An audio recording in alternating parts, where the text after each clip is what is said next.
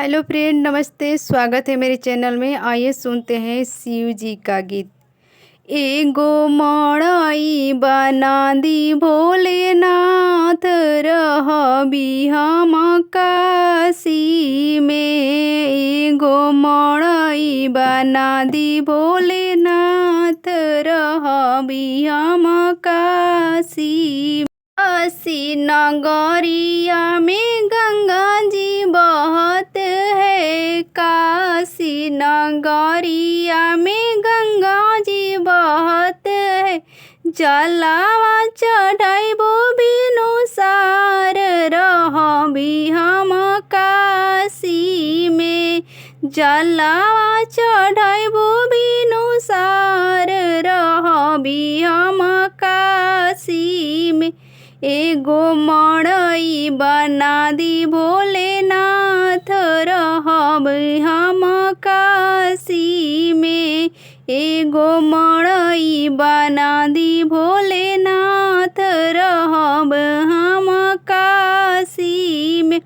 काशी नगरिया में भंगिया बहुत है। काशी नगरिया भंगिया बहुत है। भंगिया पीसी के पिलाइम सुबह शाम, रहबी हम काशी में। भंगिया पीसी के पिलाइम सुबह शाम, रहबी हम काशी में। एगो मड़ई बना दी भोलेनाथ, रहबी हम काशी में।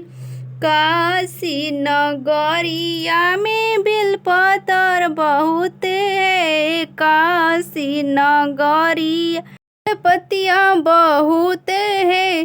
चढ़ाइम रौर के लिखी राम नाम, रहबी हम काशी में। चढ़ाइम रौर के लिखी राम नाम, रहबी हम काशी में।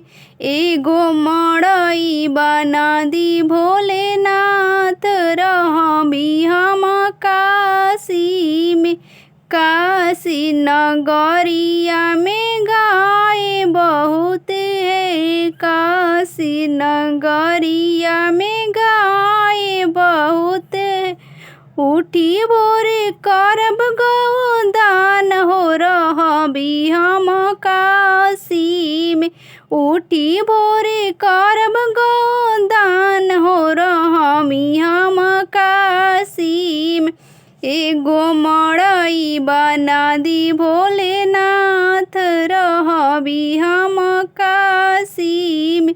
एगो मड़ई बना दी भोलेनाथ, रहबी हम काशी में। जटावा से बहे रौरा झिरी झिरी गंगा। जटावा से बहे रौरा झिरी झिरी गंगा। भोले उठी करब स्नान हो, रहब हम काशी में। भोरे उठी करब स्नान हो, रहबी हम काशी में। एगो मड़ई बना दी भोलेनाथ, रहब हम काशी में। गौरी ही संगवा में गौरा जी बिराजे। रौरी ही संगवा में गौरा जी बिराजे। पूरा की चुनरी ओढ़ाइम लाले लाल हो, रहब हम काशी में। एगो मड़ई बना दी भोलेनाथ, रहबी हम काशी में। गौरा के गोदिया में गणपति बिराजे। गौरा के गोदिया में गणपति बिराज। गणपति के लड्डुआ खिलाइम बड़े थाल हो, रहबी हम काशी में। ओ मड़ई बना दी भोलेनाथ, रहबी हम काशी में।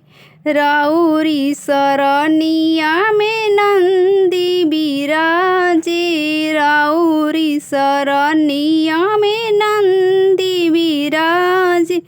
नंद की खिलाई हरी घास हो रहबी हम काशी में। नंद की खिलाई हरी घास हो रहब हम काशी में। एगो मड़ई बना दी भोलेनाथ रहब